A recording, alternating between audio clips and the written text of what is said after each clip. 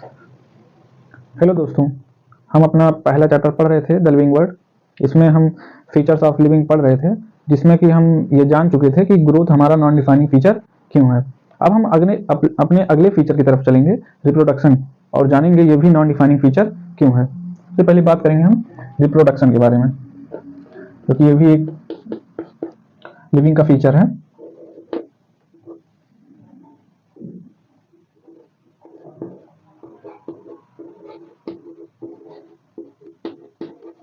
Reproduction reproduction basically ये भी biological process है।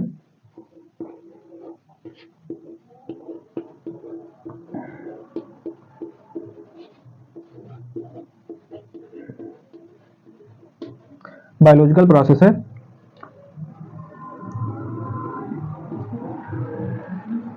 इसमें organism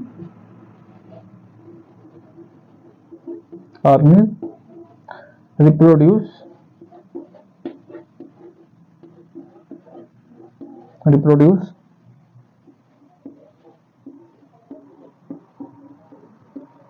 young ones similar to itself।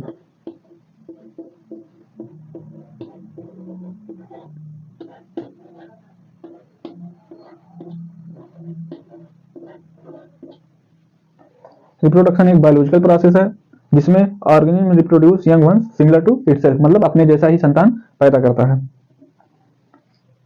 और रिप्रोडक्शन बेसिकली दो प्रकार के होते हैं। पहला एसेक्सुअल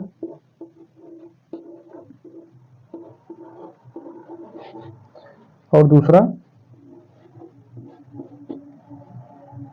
सेक्सुअल।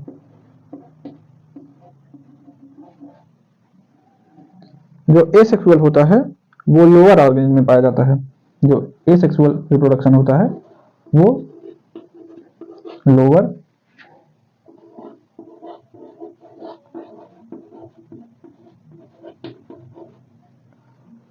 और जो सेक्सुअल रिप्रोडक्शन होता है वो हायर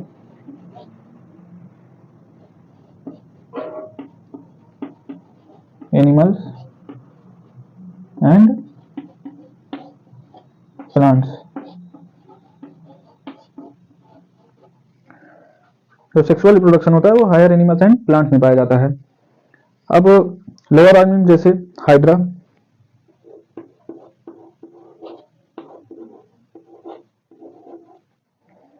जो बडिंग द्वारा रिप्रोडक्शन करता है।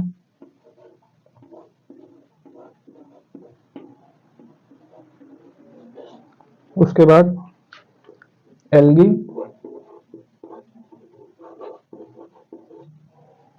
प्रोटोनीमा,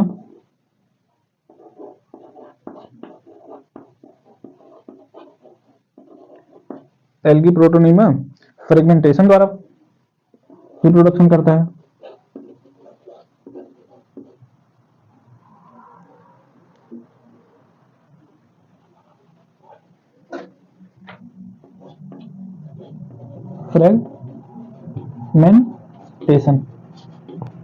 फ्रेगमेंटेशन द्वारा करता है। उसके बाद जो प्लानेरिया होता है वो थ्रू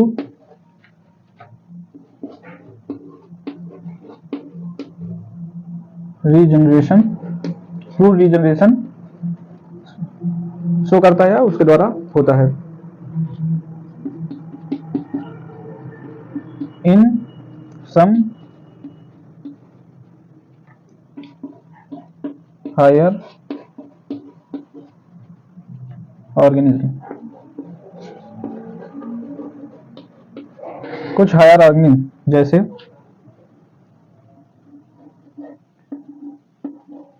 वर्कर बी,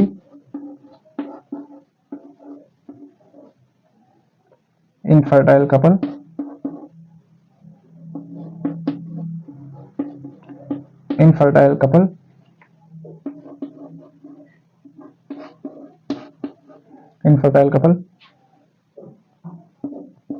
और mule,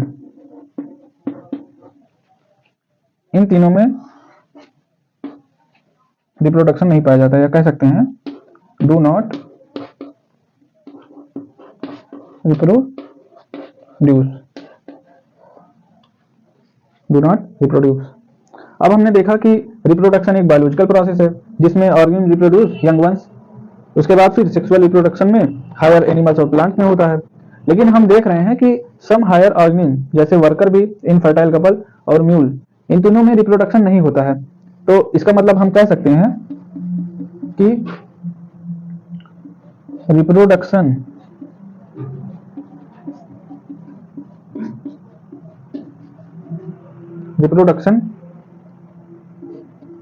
is the feature of living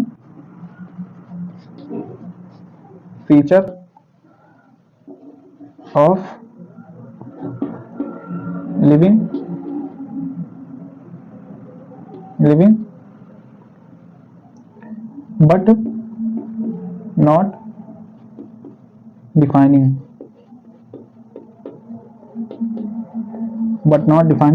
feature। इसका मतलब हम कह सकते हैं कि रिप्रोडक्शन लिविंग का फीचर है बट वह डिफाइनिंग फीचर नहीं है। अब हम बात करेंगे लिविंग के अगले फीचर के बारे में, मेटाबॉलिज्म। और जानेंगे मेटाबॉलिज्म क्या है, और ये भी जानेंगे कि मेटाबॉलिज्म डिफाइनिंग फीचर है कि नॉन डिफाइनिंग फीचर है। मेटाबॉलिज्म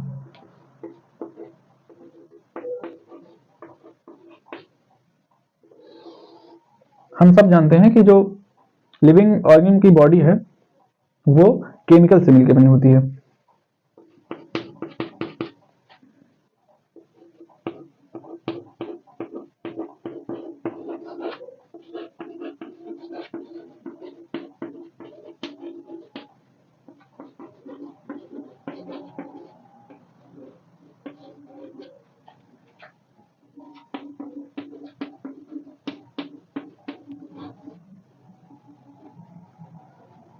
और जब केमिकल रहेगा तो उसमें केमिकल रिएक्शन भी परफॉर्म होगी।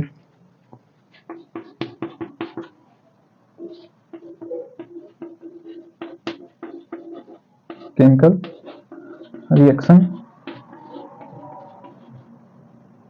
अकर, अब जितने भी केमिकल रिएक्शन होते हैं लिविंग ऑर्गेनिज्म में उसी को मेटाबॉलिज्म कहते हैं। मतलब all the chemical reaction perform in a living organism is known as metabolism. तो क्या लिखेंगे, all the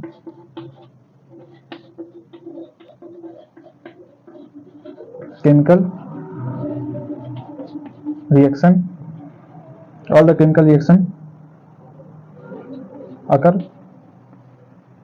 occur in living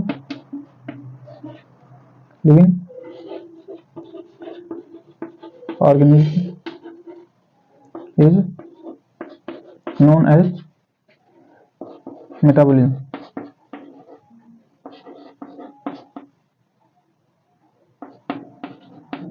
उसको मेटाबॉलिज्म कहते हैं।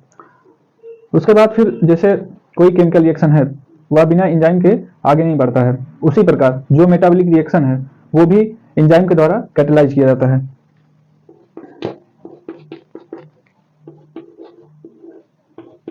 Metabolic reaction catalysed by enzymes.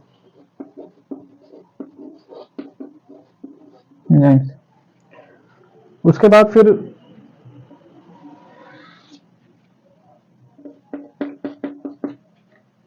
No metabolic reaction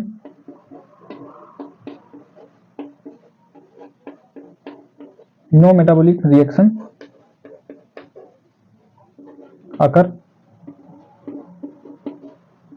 in non living. मतलब कोई भी मेटाबॉलिक रिएक्शन या कह सकते हैं कोई भी केमिकल रिएक्शन नॉन लिविंग में नहीं होती है। और इसीलिए बिना किसी संदेह के मेटाबॉलिज्म को हम डिफाइनिंग फीचर की कैटेगरी में रखते हैं। उसके बाद जो मेटाबॉलिज्म होता है उसके दो प्रकार होते हैं। पहला एनाबॉलिज्म और दूसरा कैटाबॉलिज्म। पहला एनाबॉलिज्म और दूसरा कैटाबॉलिज्म। और जो एनाबॉलिज्म में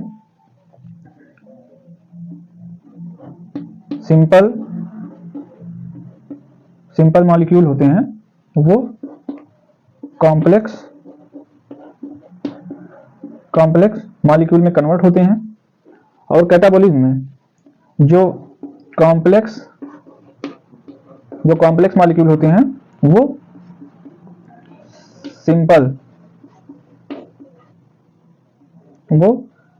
सिंपल में कन्वर्ट होते हैं। बेसिकली इसका जो एग्जाम्पल है वो है, बहुत सारे हो सकते हैं लेकिन एक बता दे रहे हैं, जैसे अमीनो एसिड से प्रोटीन, ये सबसे सिंपल यूनिट है। उसके बाद फिर कॉम्प्लेक्स में बन जा रही है, मतलब प्रोटीन बन जा रही है। उसके बाद कैटाबॉलिज्म का एग्जांपल स्टार्च से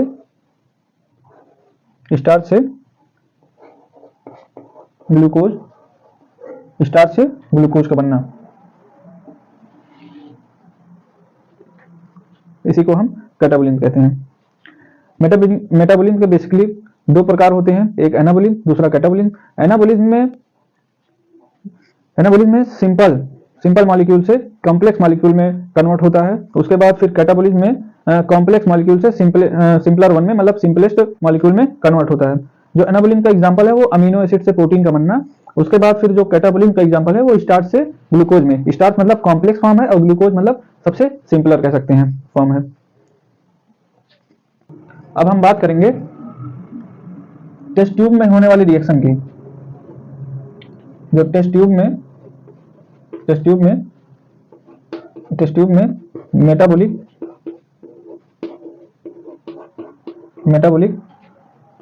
रिएक्शन कराई जाती हैं। जो टेस्ट ट्यूब में मेटाबॉलिक रिएक्शन कराई जाती हैं, ना तो वह लिविंग होती हैं,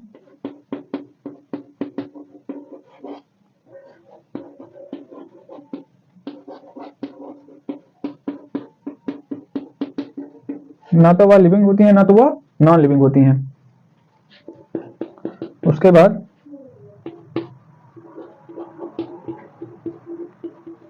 टेस्ट ट्यूब जो इन विट्रो का रिएक्शन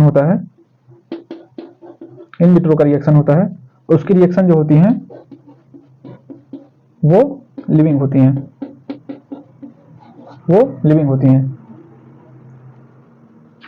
अब हम आगे बात करेंगे सेलुलर ऑर्गेनाइजेशन के बारे में, कि सेलुलर ऑर्गेनाइजेशन हमारा डिफाइनिंग फीचर है कि नॉन डिफाइनिंग फीचर है। हम सब जानते हैं इनसाइड सेल, हमारे सेल के अंदर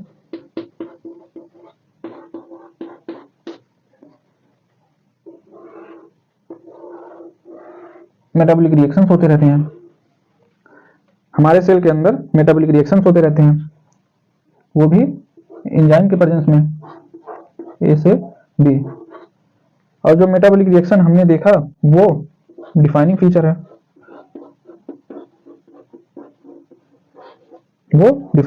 है, तो इसका मतलब हम कह सकते हैं, क्योंकि ये सेल में ही अंदर हो रही है, परफॉर्म हो रही है, इसीलिए हम कह सकते हैं जो सेलुलर ऑर्गेनाइजेशन